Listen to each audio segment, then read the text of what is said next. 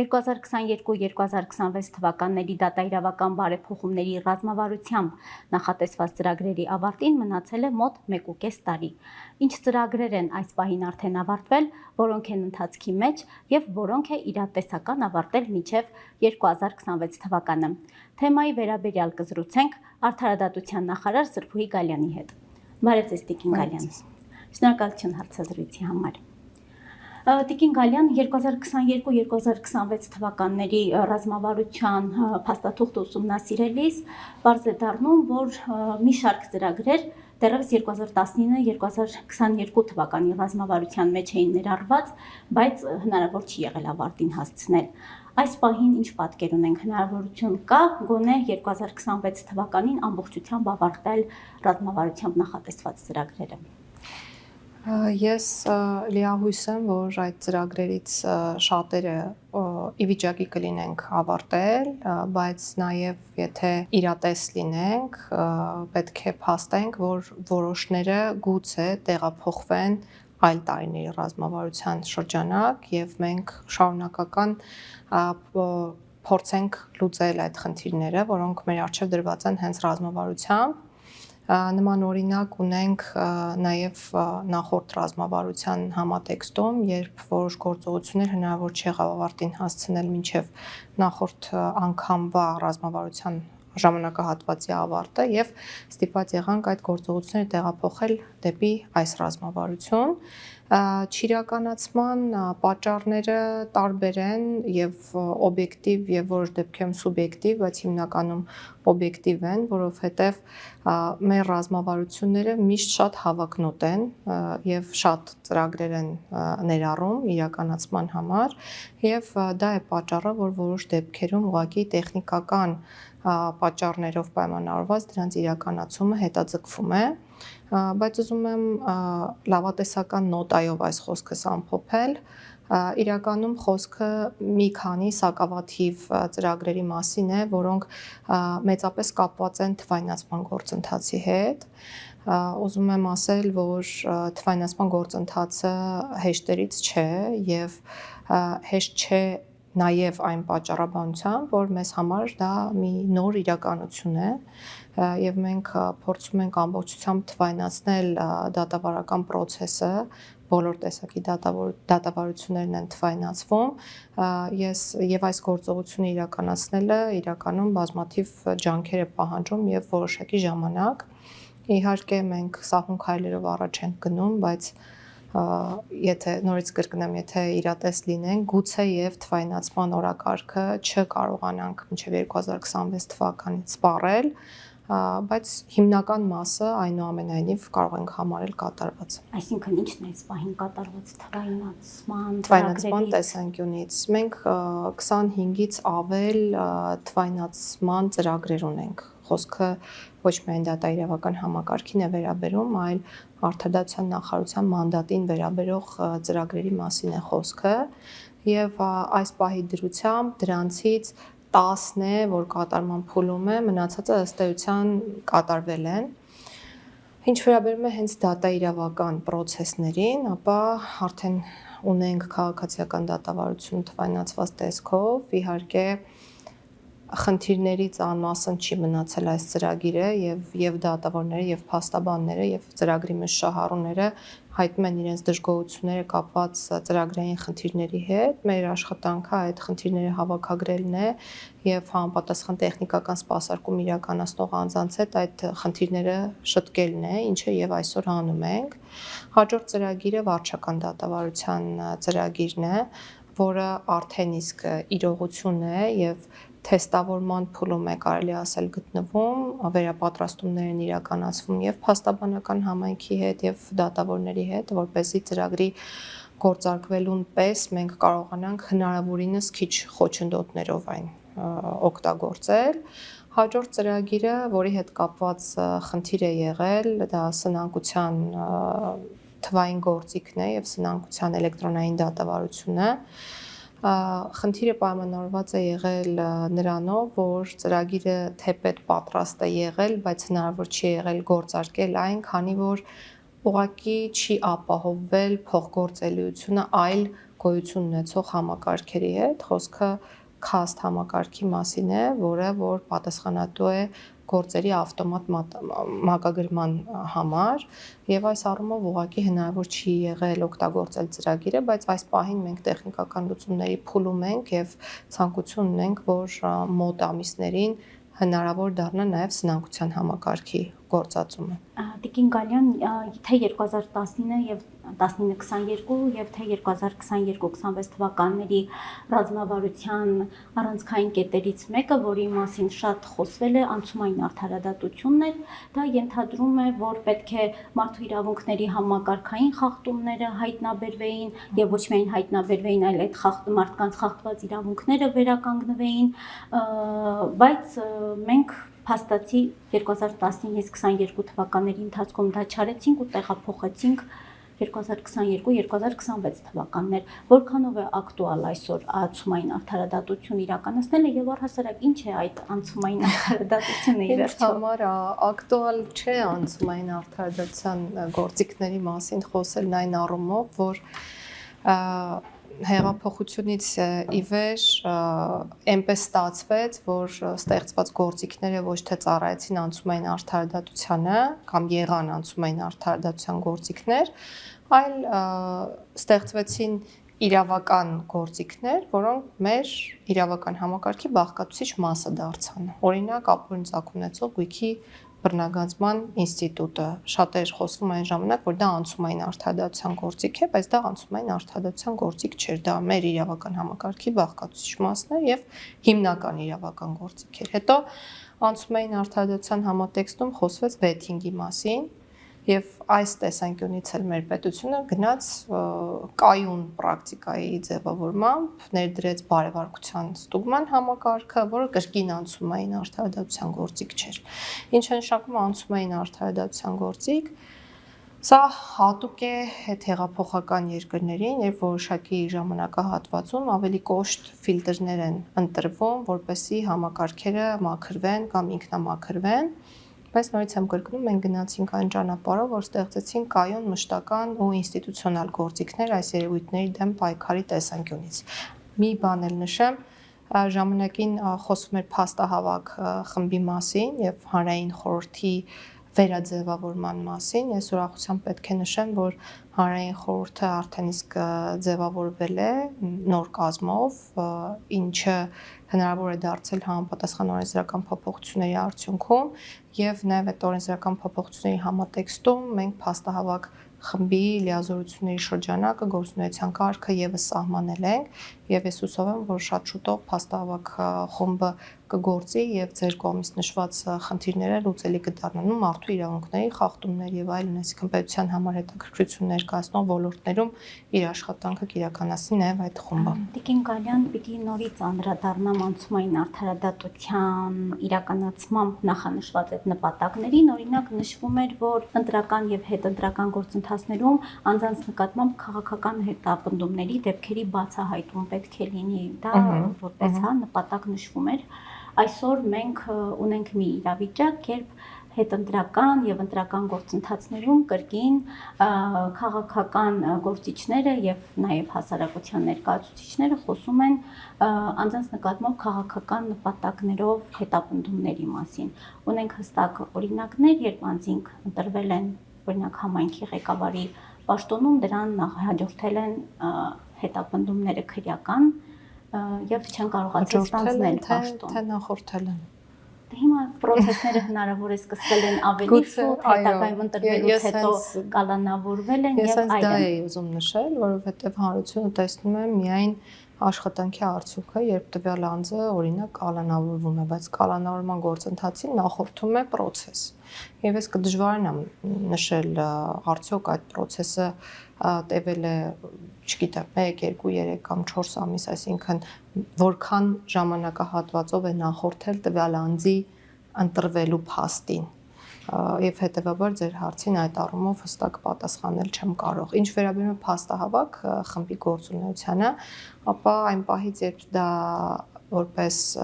խումբ սկսի գործել, իր մանդատի ներքո պետք է ներառվեն նաև ձեր կողմից նշված հարցերը եւ դրա վերաբերյալ հստակ կարգավորումը այլևս առկա է։ Ունեինք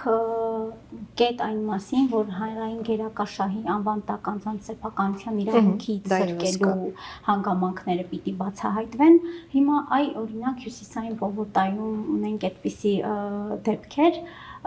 այսօր այդ բնակարանները, շինությունները, Հյուսիսային պողոտայի շենք-շինությունները պատկանում են պաշտոնատար անձանց, որոնք անցնում են ապօրինի գույքի բռնականացման գործերով։ Հիմա այս քաղաքացիների իրավունքների վերջո վերականգնվելու է, այդ քաղաքացիների իրավունքների վերադառնալ իրենց տնել, այսինքն այդ որ ասենք մարդու խախտված իրավունքները վերականգնել կկարողանանք հասնել։ Ես չեմ կարող նշել վերադառնալու են թե ոչ, այս պահին իրավական տեսանկյունից վերադառնալու հնարավորություններ տեսանելի չեն առնվազն ինձ համար, բայց նշված անձանց իրավունքների խախտումը շատ դեպքերում այլևս արձանագրված է ոչ թե եւ ոչ միայն ներպետական այցանների կողմից, այլ նաեւ մարդու իրավունքների եվրոպական դատարանի կողմից, ու մենք բազմաթիվ գործեր ունենք հենց ձեր կողմից նշված դեպքերի հետ կապված։ Ինչ վերաբերում է կոնկրետ փաստահավաք խմբի գործունեությանը, ապա այս պահին ես չեմ կարող նախանշել, թե ինչ ուղղությամբ այդ խումբը կիրականացնի իր աշխատանքները, բայց այն, որ այդ խումբը հնարավորություն է ունենալու անդրադառնալ նաև ձեր կողմից նշված այդ հարցին, դա միանշանակ է, այսինքն դա փաստագրված է համապատասխան իրավական ակտում, որպեսզի գերակա շահի ճանաչելու հիմքով սեփականության իրավունքի սահմանափակման դեպքերին կարողանան անդրադառնալ, ընդ որում սեփականության իրավունքի սահմանափակման ավելի լայն շրջանակի դեպքերին կարող է անդրադառնալ այս խումբը, այսինքն միայն գերակաշահով պայմանավորված սեփականության իրավունքի սահմանափակման մասին չէ խոսքը, բայց քանի որ այս թեմայից խոսեցիք, մենք կարևոր բան եմ ուզում ասել, մենք մշակել ենք հանրային գերակաշահ ճանաչելու հետ կապված որոշակի տարածքները նոր օրենսդրություն, որի համատեքստում պետք է լավարկենք կառավարության կողմից համապատասխան որոշում կայացնելու չափանիշները, այսինքն պետք է կառավարության որոշումը ավելի հիմնավորված լինի այս կամ այն տարածքը գերակա շահ ճանաչելու որոշում կայացնելիս, եւ որ ամենակարևորն է, մենք փոխում ենք գույքի գնահատման չափանիշները, որպեսզի կարողանանք շատ ավելի ճիշտ գնահատել այդ գույքի շուկայական արժեքը եւ իհարկե ավելի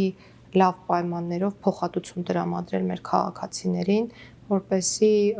կարողանանք ապահովել համաչափ կանխատեսելի փոխհատուցում եւ որ ամենակարևորն է այդ փոխհատուցումը լինի նախապես, այսինքն մինչև սեփականության իրավունքի սահմանափակումը եւ սա մի նախագիծ է, որը ներկայում քննարկվում է վարչապետի աշխատակազմի հետ եւ շուտով նաեւ կշրջանառվի եւ հանրությունը կկարողանա կարծիք հայտնել այդ նախագծի հետ կապված։ Եվ նախանշված նպատակներից մեկը անցումային արդարադատությամբ դուք ասում եք մենք կոռուպցիայի դեմ մարմիններ ստեղծեցինք, հա, որոնց թվում նաև հակակոռուպցիոն դատարան, կոռուպցիոն կոմիտե։ Հիմա մենք ունենք իրավիճակ, երբ ուզում ենք պայքարել համակարգային կոռուպցիայի դեմ, բացահայտել նախկինում այդ համակարգային կոռուպցիայի դեպքերը, այսօր հատիկ առ հատիկ գույք ենք վերադարձնում, սա այն է, ինչին ուզում ենք հասնել։ Իսկ մեկը մյուսին ինչով է բացառում, եթե բացառում է։ Այսինքն համակարգային կոռուպցիայի դեմ պայքարը չի բացառում, որպեսզի այդ պայքարի արդյունքում Հայաստանի Հանրապետության օգտին բռնագանձված գույքերի մասին մեր քաղաքացիները իմանան հատիկ առ հատիկ։ Եվ կարծում եմ, որ սա ճիշտ մոտեցում է, որովհետև տարիներ շարունակ մենք խոսել ենք մեր հասարակության հետ կոմունիկացիոն բացի մասին եւ իրականում այդ բացը այսօր էլ առկա է եւ հատիկ առ հատիկ խորագրով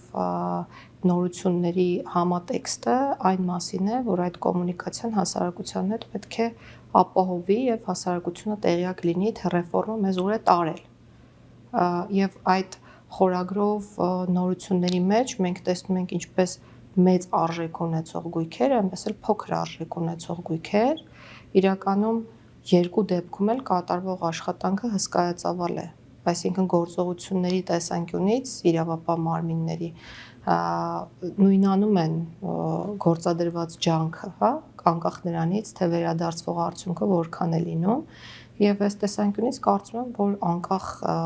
դրամական գումարների չափից կամ գույքի շուկայական արժեքից յուրաքանչյուր բռնագանձված գույքի մասին տեղեկություն ներկայացնելը կարեւոր է եւ հանրությունը իրավունք ունի դրա մասին իմանալ։ Տիկին Գալյան, Սահմանադրական դատարանի որոշումից հետո ապօրինի գույքի բռնագանձման օրենքի վերաբերյալ դուք ֆակտոր TV-ի հարցերին պատասխան մեկնաբանություններ տվեցիք դատարանի որոշման մասին եւ ձեզ մեղադրեցին, չգիտեմ որքանով եք հետեւել, հակասահմանադրական մեկնաբանություններ տալու մեջ, փաստաբանների մի խումբ պնդում է, որ հակակոռուպցիոն դատարանում քննվող գործերը ըստ էության չեն կարող շարունակվել Սահմանադրական դատարանի որոշումից հետո։ Մի քանի բառով կցանկանայի այնուամենայնիվ անդրադառնանք Սահմանադրական դատարանի որոշմանը, քննարկվող հարցերից մեկ օրինակ այն է, որ եթե մեղադրյալ արդարացվի քրեական վարույթի շրջանակներում, ապա քաղաքացիական վարույթի շրջանակներում նրա նկատմամբ չի կարող այլևս գույքի բռնագանձման վարույթը շարունակվել։ Այս մասով Սահմանադրական դատարանի որոշումը դուք ինչպես եք ընկալել, ինչ կարգավորում է նախատեսվում։ Սահմանադրական դատարանը այդ նորմի սահմանադրականությանը չի անդրադարձել եւ այնքանով որքանով որ չի անդրադարձել,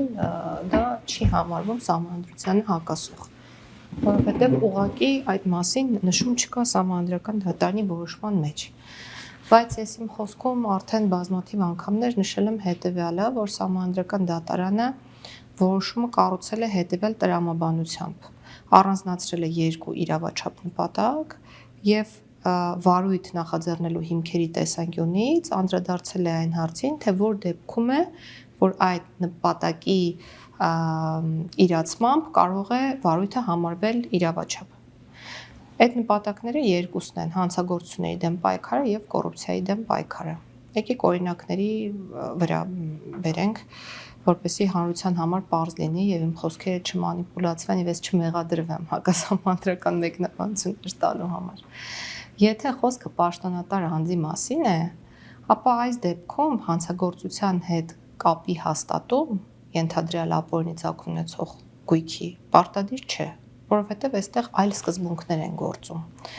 Այստեղ պաշտոնատար անձանց համար գործում են անհամատեղելիության պահանջները, շահերի բախման իրավիճակը, նվեր ստանալու արգելք, այսինքն այն արգելքների համախումբը, որոնք օրենսդրությամբ գոյություն են ունեցել որոշակի ժամանակահատվածի համար։ Եվ սա է պատճառը, որ Սահմանադրական դատարանը գտել է, որ պաշտոնատար անձանց պարագայում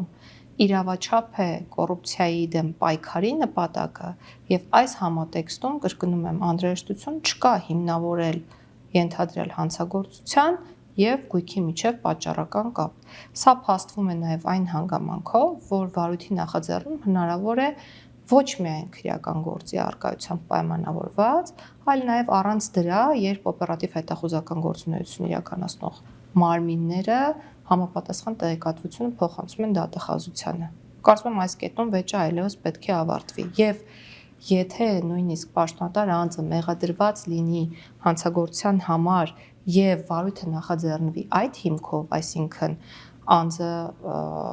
ներգրավել է մեղադրյալ օրենքով նախատեսված որևէ հանցագործություն կատարելու համար եւ եթե նույնիսկ արդարացվի, այս դեպքում այդ երկու նպատակներից հանցագործությունների դեմ պայքար եւ կոռուպցիայի դեմ պայքար մեկը միևնույն է մնում է, այսինքն կոռուպցիայի դեմ պայքարի նպատակը միևնույն է մնում է եւ իրավաչափ է դարձնում վարույթի շարունակությունը։ Ինչ վերաբերում է պաշտոնատար անձ չհանդիսացող ֆիզիկական անձանց, այս դեպքում այո քննարկման առարկա կարող է հանդիսանալ համանման դեպքը, երբ անձը արդարացվի, այլևս պետք է վարույթ իրականացնող մարմինը հասկանա նախ ինչ հիմքով է արդարացվել։ Այսինքն գուցե եւ աշխարհում ընդունելի մոդելներ կան, որ քրեաիրավական համատեքստում անձը մեղավոր չի ճանաչվում, բայց արարքի գոյությունը միևնույն է կասկածի տակ է դրվում։ Ինչ է սա նշանակում, որովհետեւ տեսեք, քրեական իրավունքում կամ արդարադատության շրջանակներում գործում է հիմնավոր կասկածից վեր ապացուցողական շեմը։ Այսինքն ինչ որ մի բանը, X բանը, գուցե այդ շեմով ապացուցել հնարավոր չի, ապացույցների անբավարարությամբ պայմանավորված, բայց նույն երևույթին հնարավոր է ինչ-որ գնահատական տալ, ոչ հանցադեպի իմաստով, ապացուցողական մեկ այլ շեմով։ Եվ սա աշխարհում ընդունելի մոդել է, այս դեպքում վարույթ իրականացնող մարմինը ինքը պետք է որոշում կայացնի, արդյոք բավարար հիմքեր ունի ողջամտորեն հիմնավորելու հանցավորության եւ գույքի միջև պատճառական կապը հավանականությունների հավասարակշռման ապացուցողական շեմով, թե ոչ։ Սա գնահատման առարկա է, բայց ինչ վերաբերում է պաշտոնատար անձանց կամ նախկինում պաշտոն զբաղեցրած անձանց, այս դեպքում միանշանակ է, որ նույնիսկ արդարացման դատական ակտը հետևանք ընդհատման համատեքստում վարույթի չի կարող ունենալ։ Հատիկին Գալյան, ես ենթադրենք պաշտոնատար անձ եմ եւ ինչ-որ գրիչ եմ նվեր ստացել։ Հիմա այդ գրիչի շուրջ պիտի լինի, այդ գրիչը պիտի ապօրինի գույքի բռնագանձման, ենթադրյալ ապօրինի գույքը լինի, թե ես որ գրիչ եմ ստացել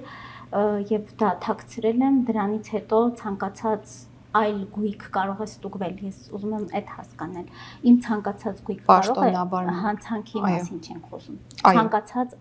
Ցանկացած այլ գույք կարող է ստուգվել բռնագանձման հնարավորության տեսանկյունից։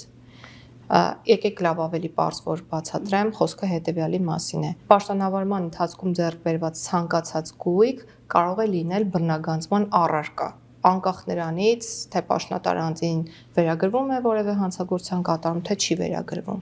եւ ուսումնասիրվել կարող է ցանկացած գույք, անգամ գույքը, որը ձեռք է բերվել պաշտոն զբաղեցնելուց առաջ, բայց Սահմանադրական դատարանի դիրքորոշումն այն մասին է, որ ուսումնասիրվել կարող է ցանկացած գույք, անգամ գույքը, որը ձեռք է բերվել կրկնում եմ պաշտոնավարման ժամկետից առաջ, բայց բռնագանձվել կարող է միայն պաշտոնավարման ժամանակահատվածում ձեռք բերված գույքը, քանի որ այստեղ կարող է հիմնավորվել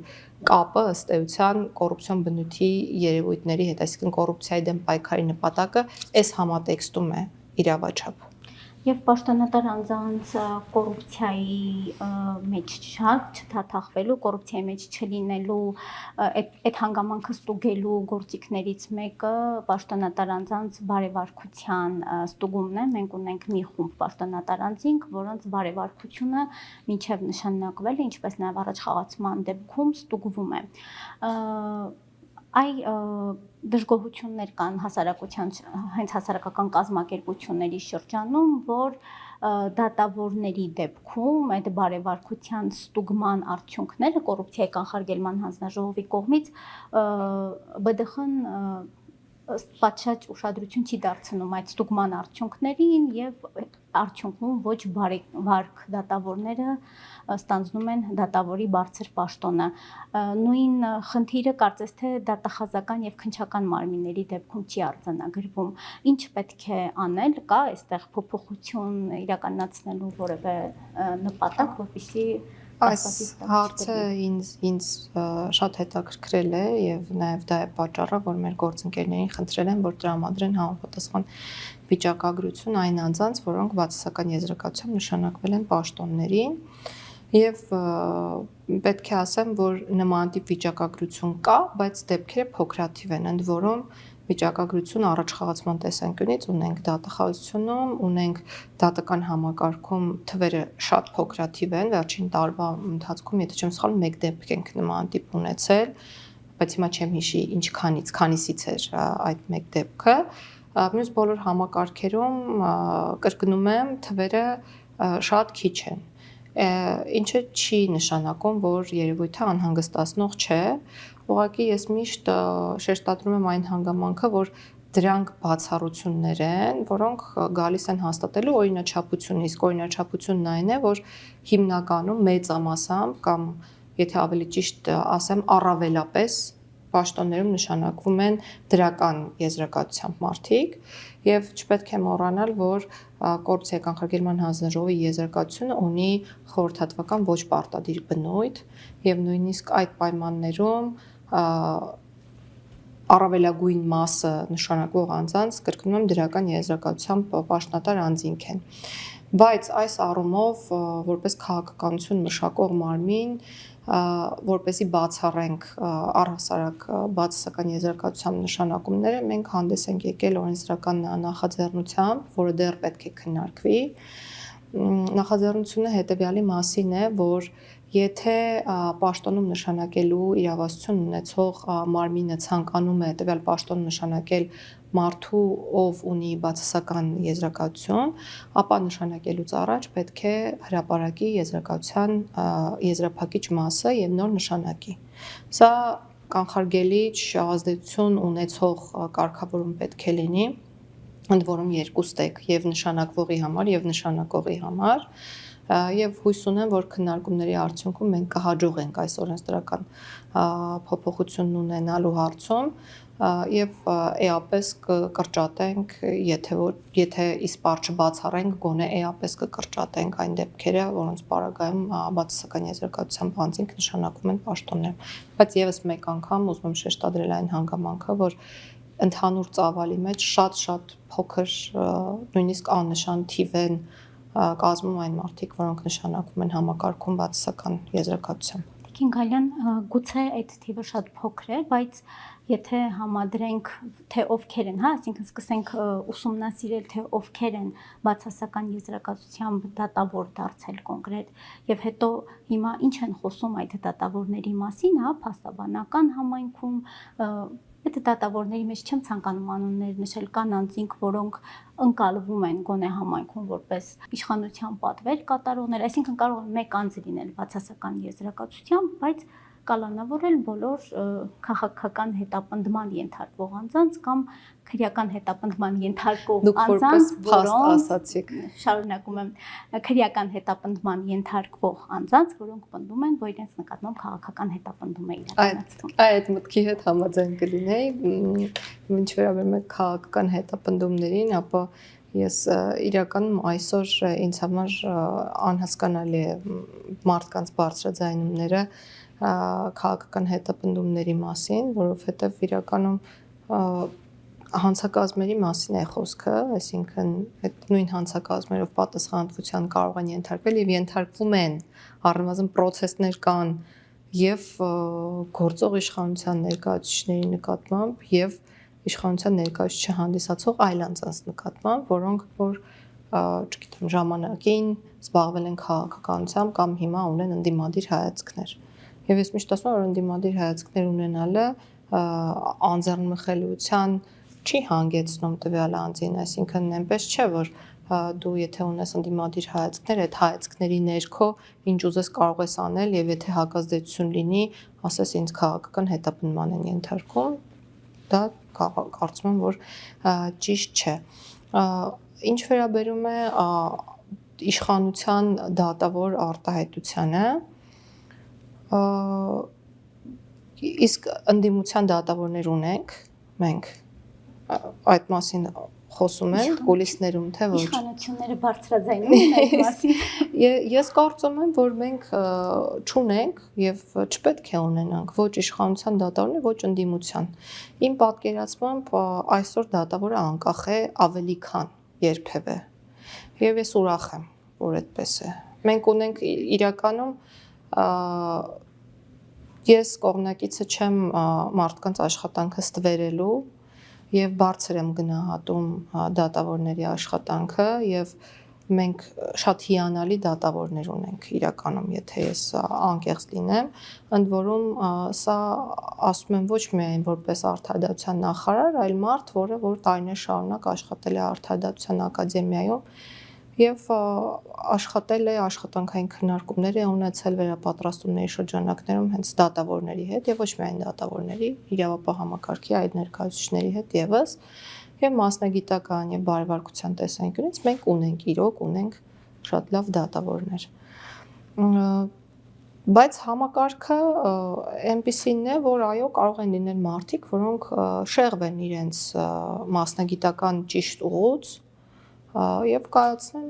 երբեմն ոչ օբյեկտիվ որոշումներ, իսկ դա պետք է արժանանա համապատասխան գնահատականի եւ այսօր այդ մեխանիզմը կա, առկա է, խոսքը կարգապահական վարույթների մասին է եւ կարծում եմ, որ մենք կարգապահական վարույթները պետք է տանենք այն ուղղությամբ, որ դատավորների համար հասկանալի եւ կանխատեսելի լինի թե նրանց որ վարքագիծն է արժանանալու համապատասխան վատ ելքի, այսինքն վատ արձագանքի, եւ կանխատեսելիությունը այս դեպքում ամենակարևորն է, այսինքն լավ արարքը հանգեցնում է լավ հետևանքի, օրինակ առաջխաղացման, վատ արարքը արժանանում է համապատասխան արձագանքի վատ ելքով եւ հիմա մենք դա ենք փորձում անել։ Դատավորների կարգապահական գործերին դեռևս կանդրադառնանք, ուզում եմ արձագանքել ձեր խոսքին, որ մենք այսօր ունենք անկախ դատավորներ, այստեղ պիտի հիշեմ 2 օր առաջ, 3 օր առաջ գուցե վարչապետ Նիկոլ Փաշինյանի ազգային ժողովում արած մի արտահայտություն, երբ ասում էր, որ հենց ընդդիմադիրների հասցեին, ասում էր, որ կտանեմ ԱԱԾ պատվալները ձեզ կլցնեմ։ Ձեր կարծիքով անկախ դատական համակարգ ունեցող երկրի վարչապետը կարող է այսպիսի հայտարարություններ անել, ի վերջո ԱԱԾ պատվալներ լցնողները հենց դատավորներն են։ Ինչպես կարող են նման հայտարարություններ ազգային ժողովում տեղի ունեցածը ինձ համար սադրանք էր ու պատասխան սադրանքին։ Ընդհանրապես դա կարող եմ նշել եւ առհասարակ քաղաքական հարթակներում արված արտահայտություններին չպետք է նման կերպ սուր եւ կատեգորիկ վերաբերել։ Այսինքն ես չեմ հիմա ասի որևէ բան, որը որ կարող է գնահատական պարունակել տեղի ունեցածին, քան այն ինչ արդեն ասացի։ Իրականում տեղի ունեցածը բոլորս տեսանք, որ սադրանք էր եւ համապատասխան վերաբերմունք այդ սադրանքին։ Տիկին Գալյան, քանի որ դուք այդ միջադեպի կիզակետում եք, այնուամենայնիվ շեղվելով ռազմավարությունից պիտի հարցնեմ, ընդդիմադիրները ասում են, որ վարչապետը սպառնացել է, որ նրանց վիզը կկտրի, Ալեն Սիմոնյանն ասում է, որ ասում էր այստեղս եք հասցրել։ Ի վերջո դուք ինչ եք հասցրել, մի քանի անգամ եմ այդ արտահայտությունը ինքս լսել, չեմ կարծում, որ այլ բան է հնչել։ Եվ վերադառնալով արդեն դատավորների նկատմամբ կարգապահական մարույթներին, վարչապետ Նիկոլ Փաշինյանը ասում է, որ վեթինգը 60%-ով է իրականացվել եւ ըստ էության նկատի ունի կարգապահական մարույթների միջոցով դատավորներին, այսպես ասած, վատ դատավորներին համակարգից հեռացնելը։ Նախ բարձրագույն դատական խորհրդի նախկին նախագահ Կարեն Անդրեասյանը ասում էր, որ 80%-ով է իրականացվել։ Ես ուզում եի ձեր դիրքորոշումը իմանալ, ի վերջո այն կարգապահական վարույթները, որ վերջին տարիների ընթացքում հարուցվել են, արդյոք դատավորների նկատմամբ վեթինգ էին եւ կարող ենք հիմա ասել, որ դատական համակարգը մաքրվել է։ Ես կարող եմ ասել, որ այս ժամանակահատվածում ձեռնարկված օրենսդրական փոփոխությունները, նաեւ բարեվարկության համակարգի ներդրումը միտված են եղել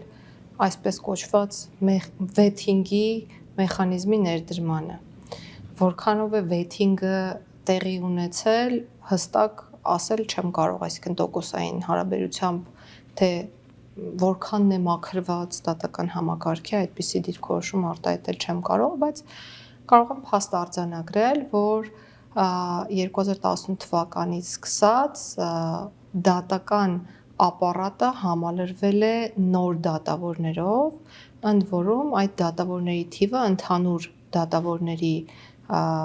մեջ 50%-ից ավելն է։ Այս առումով գոնե կարող ենք խոսել համակարգի թարմացման, նոր շունչ բերելու, ավելի բարեվարք կադրերով համակարգը համալրելու մասին։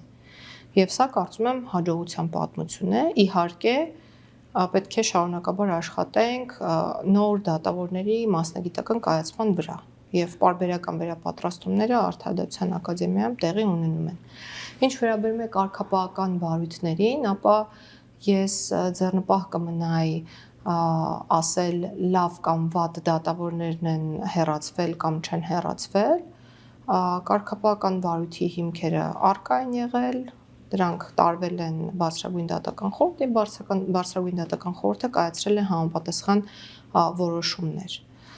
Պրոցեսը շարունակվում է մինչ օրս եւ դա ոչ թե կամ ոչ միայն վեթինգի համար է արվում, այլ արվում է արդարության մթնոլորտ ապահովելու համար եւ քաղաքացիների տեսանկյունից եւ հենց դատավորների տեսանկյունից, որտեղ դատավորները հենց իրենք առաջին հերթին կրողն են այն գաղափարի, որը այսօր կա եւ նաև իրենց հետ կոմունիկացիան է շատ կարևոր, այսինքն վերադառնամ նախորդ մտքին, իրենք պետք է տեսնեն, թե ինչի համար են պատասխանատվության ենթարկվում իրենց գործընկերները, որպեսզի ուղղակի ձեռնպահ մնան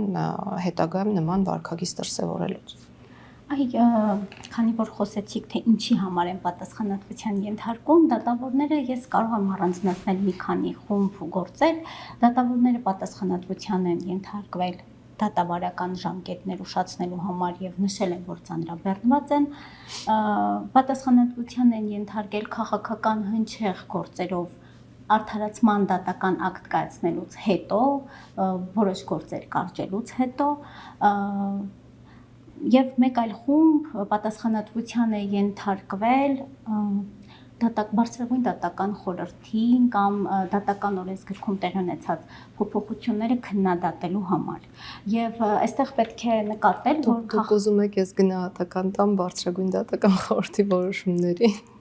Դուք ամեն դեպքում հիմա ես իրավահաջորդն եմ նախորդ արդարադատության նախարարի, որը կարծում եմ վստահ եմ, որ գործել է օրենքի շրջանակներում եւ պատճառական կապերը, որ դուք եք նշում, գուցե ձեզ համար տեսանելի են, բայց շատերի համար տեսանելի չեն եղել։ Այսինքն ես եւ էթիկապես չեմ կարող դիրքորոշում հայտնել եւ դիրքորոշում էլ չունեմ այս մասով, որպեսզի ես կարողանամ դիրքորոշում հայտնել։ Այսինքն ես համակարգի եւ նախորդ նախարարի իրավահաջորդն եմ, որը շարունակում է կարգապահական պատասխանատվության միջնորդություններ ներկայացնելու գործընթացը բարձրագույն դատական խորհրդին եւ մենք ունենք իշխանությունների տարանջատման սկզբունքը եւ գործում ենք այդ սկզբունքի պահպանմամբ։ Այսինքն մենք տանում ենք միջնորդությունը, բարձրագույն դատական խորհուրդը ազատ է որոշել պատասխանատվության ենթարկել կամ չենթարկել դատավորներին։ Տիկին Գալյան, այնուամենայնիվ իմ նշած պատճառներով կարգապահական վարույթներ դուք ինքներդ պատրաստվում եք հարուցել կամ արդեն իսկ հարուցել եք, օրինակ ազատ խոսքի արդարադատության նախարարության նախաձեռնած։ Ես չեմ հիշում, որ երբևէ ձեր կողմից նշված պատճառներով անհատական դիմումների վրա կամ այլ հիմքով կարգապահական վարույթներ հարուցված լինեն, ձեր կողմից նշված պատճառները տողատակերում ներկայացվող պատճառներ են, եկեք ճիշտ խոսենք եւ հստակ ինֆորմացիա ներկայացնենք, կարգապահական վարույթները հարուցվել են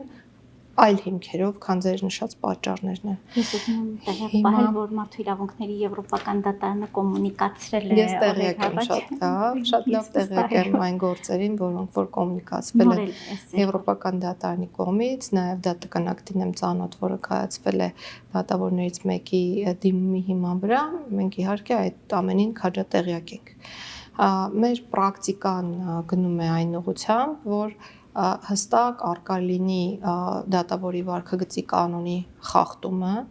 եւ կամ հիմնարար դատավարական խախտումը, որը խաթարել է արդարադատության բուն էությունը։ Այսինքն այս երկու հիմնական գաղափարները, որոնք հենց դրված են դատական օրենսգրքի հիմքում,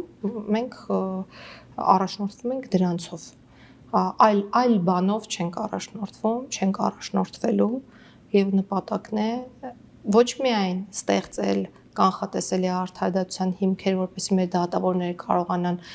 մեր կողմից մշակվող միասնական չափանիշների հիման վրա արդարադատություն իրականացնել, այլ նաև կանխատեսելիություն ապահովել հենց դատավորների համար իրենց վարքագծի դրսևորման տեսանկյունից։ Տիկին Գալյան, վերջերս ինչու է ուշանում արդարադատությունը խորագրով համաժողով տեղի ունեցավ եւ արդյոք ձեզ համար ի վերջո այդ համաժողովի արդյունքում պարզ դարձավ, թե ինչու է ուշանում արդարադատությունը։ Բազմաշերտ հարց է ինչու է ուշանում արդարադատությունը։ Երբեմն լավ չենք աշխատում, դրա համար է ուշանում արդարադատությունը։ Երբեմն օբյեկտիվ խոչընդոտներ են լինում, դրա համար է ուշանում արդարադատությունը եւ այդ համաժողովի նպատակը պատճառները վերհանելն էր, ընդ որում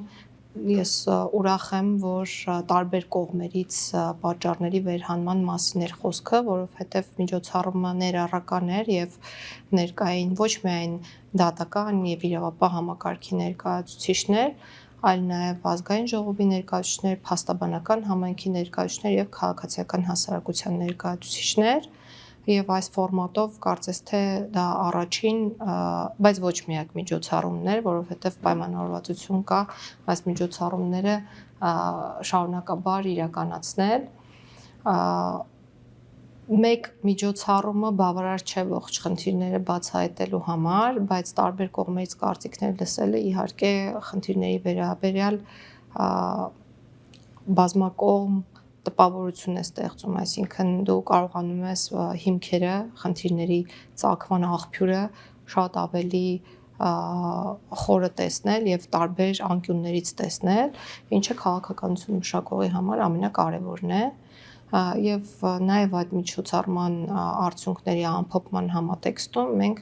որոշել ենք մշակել նախագծեր եւ քննարկել դրանք գործընկերների հետ, որպեսզի մենք կարողանանք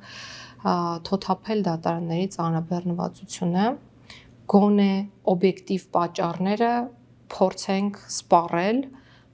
որ մնան հնարավոր սուբյեկտիվ պատճառները, իսկ դրանք փորձենք արդեն անհատապես կարգապահական վարույթների եւ նաեւ իրավապահ համակարգում որոշակի հենց իրենց կողմից միջամտությունների ճանապարհով լուծել խնդիրը։ Մենք սովորենք արդարադատության ուշացումը ավելի շատ կապել հենց դատավորների հետ եւ դատական համակարգին մեղադրել, բայց անձանց նկատմամբ այդ գործընթացները սկսվում են շատ ավելի վաղ, օրինակ իրավապահ մարմիններում, ձեր կարծիքով որքանով են իրավապահ մարմինները դերակատարություն ունենում, որ արդարադատությունը ուշանա, չգիտեմ, գալիս են ոչ պատշաճ քննված գործեր, կամ գալիս են գործեր, որոնք ակնհայտորեն չպիտի հայտնվեին դատարանում, կամ լինում են իրավիճակներ, երբ հենց իրավապահ մարմիններն են երկար քննում այդ գործերը եւ վաղեմություններ են անցնում, որքանով է դերակատարությունը իրավապահ մարմինների արդարադատության ուշացման հարցում։ Ուզում եի հումորով պատասխանել ձեր հարցին, ասել իմ պատասխանն է այո։ Իրականում, որովհետև ձեր կողմից նշված բոլոր իրավիճակներն էլ կան մեր իրականության մեջ։ Ու շատ ճիշտ եք նշում, որ դատավորները միակ դերակատարները չեն արդարադատության իրականացման հարցում։ Ես միշտ շղթայի օրինակով եմ դա բերում, ասում եմ, այդ շղթայի վերջնական օղակը այո դատավորներն են, բայց այդ շղթան կազմված է նաև այլ մարմիններից եւ աշխատակիցներից, որոնք որ սպասարկում են արդարադատության իրականացումը, եւ մեր հետազոտությունները ցույց են տալիս, որ խնդիրներ կան բոլոր մարմիններում։ Նորից վերադառնամ ձեր կողմից նշվածներին, այո, այդ բոլոր իրավիճակները մենք ունենում ենք, բայց իրավիճակները շատ տարբեր են, այսինքն այնպես չի, որ բոլոր գործերով այդ բոլոր իրավիճակները ունենք։ Ոչ։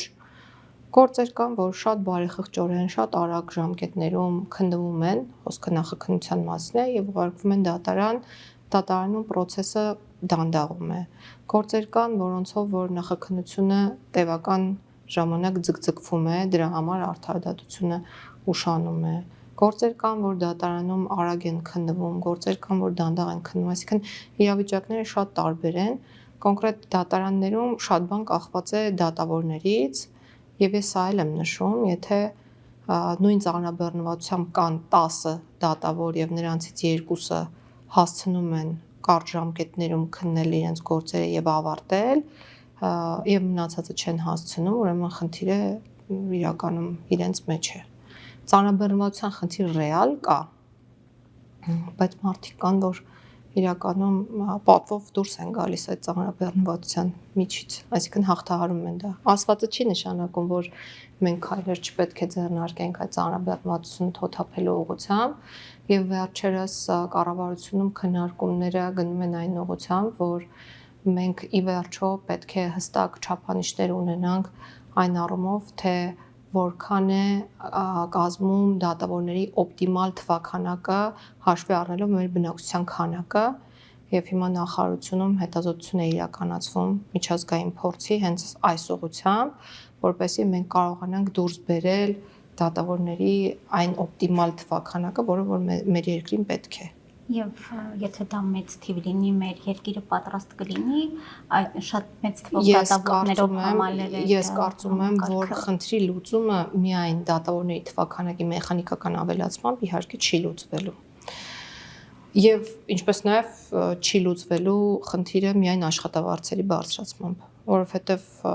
50, 60, 70%-ով դատավորների աշխատավարձը իրական բարձրացվել է։ Նշեցի 50-ից ավել տոկոսով դատավորների քանակը ավելացվել է։ Այդ բարեփոխումները արվել են եւ շարունակաբար թիվը կարող է աճել դատավորների։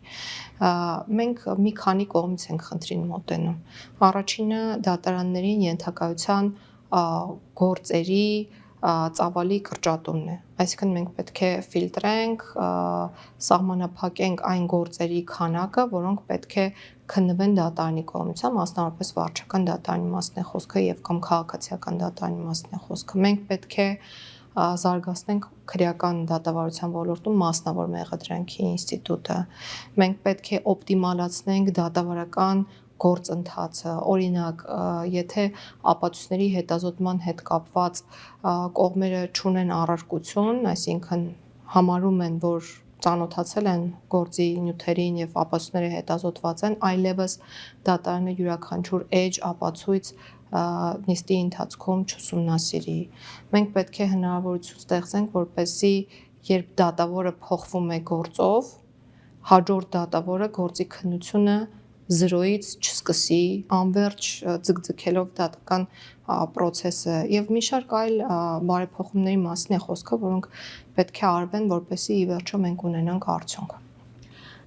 Եվ այդ դատական գործերի ձգձգման պատճառներից մեկն էլ դիտարկվում է գործերի հավերժ շրջապտույտը դատականատյաններով։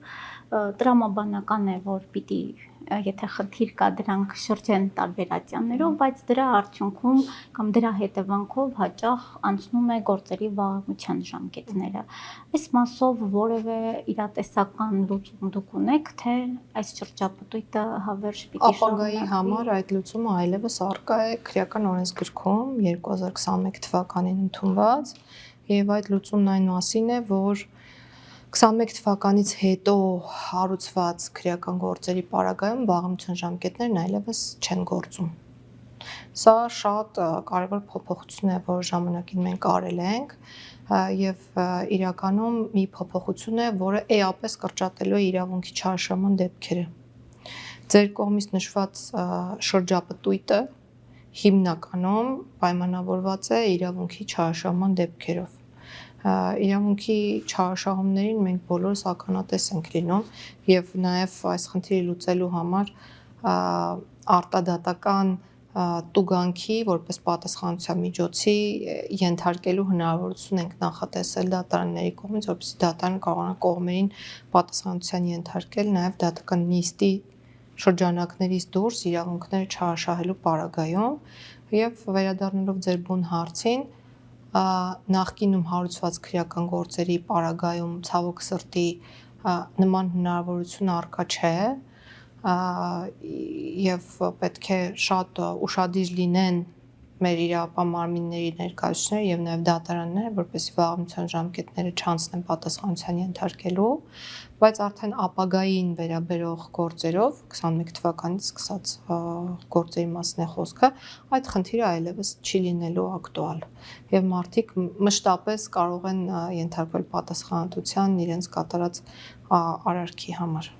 Եվ ռազմավարության կարևոր կետերից մեկը նաև սահմանադրական փոփոխություններ եւ ընտրական օրենսգրքի փոփոխություններն էին։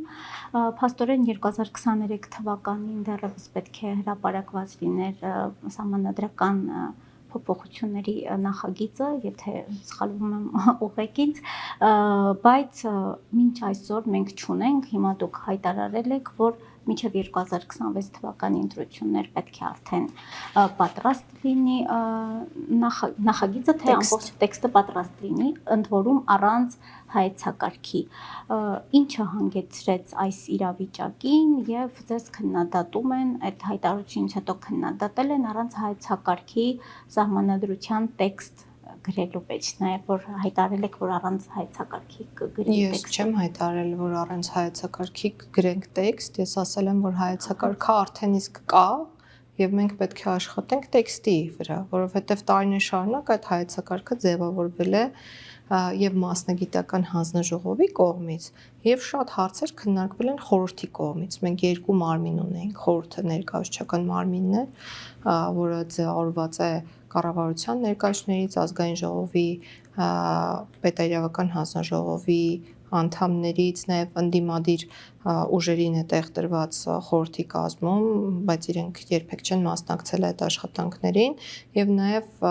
այլ մարմիններից ներկայացուցիչներ կան, այդ թվում նաև քաղաքասարակության ներկայացուցիչների համար կան նախատեսված տեղեր խորհրդում։ Եվ կար առանձին մասնագիտական հանձնաժողով, որը մշակել է հայեցակարգը, ընդ որում երկու հայեցակարգ ունենք իրականում մշակված, վերջինը բավականին ակտուալ է եւ առանձին դրույթներ բաց ռեժիմով քննարկվել են հենց խորհրդի կողմից։ Ինչու եմ ասում բաց ռեժիմով, որովհետեւ խորհրդի նիստերը ուղիղ հեռարձակվել են, այսինքն հանրությունը այդ քննարկվող դրույթների խնդիրների մասին տեղեկացված եղել է եւ բացի դա հանրային շատ մեծ քննարկումներ են եղել ինչպես Երևանում, այնպես էլ մարզերում։ Ես եկել եմ ու տեսել եմ կատարված աշխատանքը եւ ասել եմ եկեք կոնցեպտը փոխենք, նաեւ այս մասին խոսել եմ խորհրդի անդամների հետ եւ առաջարկել եմ աշխատանքի հետեւյալ ձևաչափը, որպեսզի մենք այլևս չհապաղենք, վերցնելով մեզ վրա բեռ եւ ստանձնելով առաջնորդություն, ասել եմ հետեւյալը, որ մենք կմշակենք տեքստ, որը կբխի այն հայեցակարգային դրույթներից, որոնք կարելի ասել ընդունված են, եւ մենք այդ տեքստը կկոմունիկացնենք ձեզ հետ, կքննարկենք, իհարկե նաեւ դա կհրապարակայնացնենք, նոր կշարժվենք առաջ, այսինքն քայլ առ քայլ մենք կունենանք սահմանադրության պատրաստի տեքստ, հա, նոր սահմանադրության տեքստի մասին է խոսքը, ընդհանրապես աշխատանքի ձևաչափի մեջ է խնդիրը եւ ավելի արագ աշխատելու ցանկություն ունենալու մեջ է խնդիրը։ Տեքստը պետք է հանրության հետ կոմունիկացվի հայեցակարգային դրույթների համատեքստում, այսինքն որպեսզի ավելի պարզ լինի թե ինչի մասին է խոսքը, մենք դրույթների համախումբը հայեցակարգային կոնկրետ դրույթի գաղափարի շուրջ պետք է համախմբենք եւ ներկայացնենք հանրությանը։ Եվ եթե կարելի մի քանի բառով այն առանցքային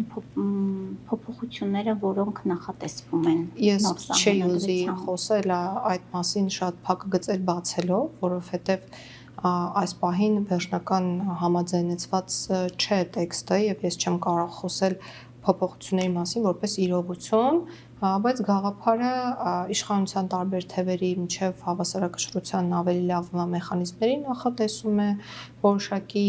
մարմինների լիազորությունների շրջանակի վերանայումն է, դատական իշխանության կազմակերպման կարգի հետ կապված դրույթներն են, գաղափարական տեսանկյունից երրորդ իշխանությունը, դատական իշխանություն ժողովրդին ավելի մոտ բերելու հնարավորությունների գնահատումն է, այսինքն շատ տարբեր հայեցակարգային մոտեցումներ կան, որոնք մենք փորձում ենք տեղայնացնել հենց սահմանադրության տեքստում։ Եվ սա շատ է քննարկվում, անընդհատ լրագրողները ինձ հարցնում են, ես միշտ ասում եմ, սիրելի լրագրողներ եւ հարգելի ժողովուրդ, թաքուն պահելու բան չունենք ու հնարավորություն էլ չունենք դա անելու, որովհետեւ ի վերջո այդ տեքստը բաց է լինելու, դրված է լինելու հրապարակային հարթակներում, մենք խոսելու ենք այդ մասին, կոմունիկացնելու ենք դա ձեզ հետ եւ ի վերջո ժողովուրդն է որոշելու քվեարկել կողմ կամ դեմ նոր սահմանադրության տեքստին։ Եվ ընտրական օրենսգրքի առանցքային փոփոխությունները, որոնք արդեն եղել են, մի մասը միայն դուրս է եկել նախագծի փաթեթից, դա վերաբերում է արտակարգ եւ ռազմական դրության ժամանակ ընտրությունների իրականացման կարգին եւ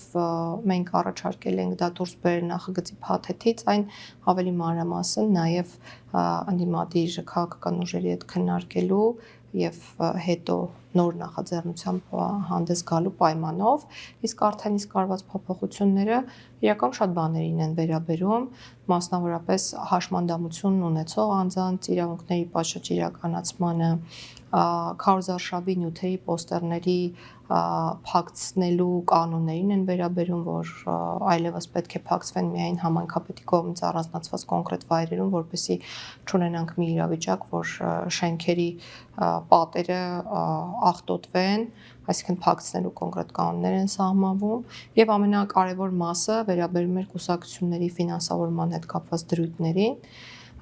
ֆինանսավորման վերահսկման մեխանիզմներն են լավարկվել, կենտրոնական ընտրական հանձնաժողովին պատվիրակվել է մշտական ուսումնասիրություններ կատարելու հնարավորությունը եւ նաեւ ֆինանսավորման ձևաչափի եւ սահմանաչափի հետ կապված են փոփոխություններ տեղի ունեցել, սահմանվել են հստակ սահմանաչափեր 10 միլիոն դրամ յուրաքանչյուր ֆիզիկական անձի համար, որ կարող է նվիրատվություն իրականացնել կուսակցությանը կամ համապատասխան նախընտրական հիմնադրամին։ Այս փոփոխությունները այս 2.5 միլիոն։ Եվ այստեղ նաև քննարկվեց այն հարցը, որ 10 միլիոնը շատ է, կոռուպցիոն ռիսկերը կարող են մեզ ասում էին 10 միլիոնը քիչ է, ազատականացրեք, մենք ասացինք ոչ, պետք է հավասար հնարավորություններ նախատեսել բոլոր կուսակցությունների համար, որպեսզի ավելի վերահսկելի դարձվեն այդ ֆինանսական հոսքերը, որոնք կատարվում են դեպի կուսակցություններ, ընդ որում ավելի վերահսկելի դարձնելու տեսանկյունից բանկային հաշիվներ ստեղծելու եւ ունենալու հնարավորություն նախատեսված միայն մեկ բանկում, որպեսզի կարողանան ավելի հեշտ վերահսկել այդ process-ը։ Տիկին Գալյան, եւ 2026 թվականին հաջորդող դատաիրավական բարեփոխումների ռազմավարության մեջ կան արդեն իսկ ձեզ համար ուրվագծած որոշակի նպատակներ եւ ծրագրեր, որոնք անպայման պիտի տեղ գտնեն հաջորդ ռազմավարության։ Այո, լավագույն տարբերակը կլինի ունենալ թվայնացված արդարադատություն, որը կապահովի արագությունն ու թափանցիկությունը, ինչը կբերի նաև արդյունավետության բարձրացման դատական գործերի քննության եւ մեր աշխատանքները ապագայի համար պետք է միտված լինեն հենց այս ուղղությամբ եւ բացի դա բոլոր այն աշխատանքները, որոնք որ այսօր իրականացվում են, պետք է լինեն շարունակական, որովհետեւ 1, 2, 3 փոփոխություն անելով ռեֆորմ չի իրականացվում, ամենակարևորը հետևողական լինելն է, որպեսզի կանգ չառնենք որևէ կետում։ Եվ եթե անում ենք որոշակի փոփոխություն, հետևողական լինենք, որ այդ փոփոխությունը հասնի այն նպատակին, որը ի սկզբանե ունեցել ենք այդ փոփոխությունը անելուց առաջ, եւ թվայնացումից բացի երկրորդ ուղղությունը, որ կցանկանայի նշել, դա վեճերի լուծման այլընտրանքային մեխանիզմների զարգացումն է։ Խոսքը արբիտրաժի ու հաշտարության ինստիտուտի մասին է, գուցե ապագայում լինեն վեճերի լուծման այլ մեխանիզմներ եւս, բայց ապագայի համար մեր տեսլականը հենց այս ուղղությամբ է զարգանում, որ այլընտրանքային լուծման մեխանիզմները վեճերի պետք է հնարավորինս զարգանան ու շատանան, այդպիսով բեռնաթափելով դատարանների աշխատանքը։ Թվայնացման մեջ մենք նաև դիտարկում ենք, օրինակ բոլոր տեսակի գործերի ավտոմատ մակագրումը, թե դա առանձին կարգավորվող թվային։ Եվ այստեղ մենք էլի տարիներ շարունակ ռազմավարություններում ընդգրկել ենք այն նպատակը, որ պետք է բոլոր տեսակի գործերը համակարգչով մակագրվեն եւ այսօր ամենաշատ քննարկվող հարցերից մեկը կալանքների ձեռքով մակագրումն է, անընդհատ խոսվում է այդ մասին, որ հիմա մի քանի ամսից արդեն կալանքները ձեռքով չեն մակագրվի, սա եւս խնդրահարույց է այն առումով, որ երբ որևէ քաղաքական հատկապես հնչեղություն ունեցող գործ է մուտքագրվում, կալանքի գործ է մուտքագրվում դատարան, անպայմանորեն խոսվում է այն մասին, որ ձեռքով է մակագրվել։ Բացառիկ դեպքերում են ձեռքով մակագրումները իրականացվում, երբ համակարգը խափանված է։ Կալանքի դեպքում բացառիկ չեն այդ դեպքերը, կալանքները մակագրվում են ձեռքով։ Մակագրման համակարգի հետ կապված խնդիրը տարիների խնդիր է իրականում եւ այդ սկզբում խոսեցիք հաստ համակարգի մասին եւ այդ համակարգի խնդիրը դրա հին լինելու մեջ է եւ ունակ չլինելու մեջ է լուծելու մեր այն խնդիրները, որոնք ունենք, այդ թվում ձեր ասած խնդիրը։ նաև այդ համակարգի հետ փոխգործելիությունն ապահովելու անհնարինությամբ է պայմանավորված, օրինակ սնանկության դատավարության չգործարկվելը։ Մենք ունեինք մի քանի տարբերակ, փորձել շտկել տվյալ համակարգի խնդիրները կամ ունենալ նոր համակարգ, ու մենք այդ ուղղությամբ էլ աշխատում ենք։ Այսինքն մենք շատ դժվարությամբ փորձում ենք լուծել այսօր համակարգում առկա խնդիրները, բայց զուգահեռաբար նաև մտածում ենք նոր մակագրման համակարգ եւ նոր դատական ակտերի հրապարակման համակարգ ունենալու մասին, որովհետեւ այսօր ցավով պետք է նշեմ, որ այնպես չի, որ դատալեքս համակարգը լիովին աշխատում է։ Մենք այդ կետում էլ ունենք խնդիր։ Դրա համար եմ նշում, թվայնացման օրակարգը մեր թիվ 1 օրակարգն է, կարելի ասել, ընդ որում բոլոր ուղղություններով, ոչ միայն դատաիրավական համակարգին վերաբերող ուղղության մասին է խոսքը, եւ մենք ամեն օր այս ուղղությամբ աշխատում ենք։ Հուսամ ձեր կողմից նշված խնդիրն էլ կկարողանանք արագ լուծել։ Շնորհակալություն։ Factor TV-ի զրուցակիցը արդարադատության նախարար Սրփուհի Գալյանն էր։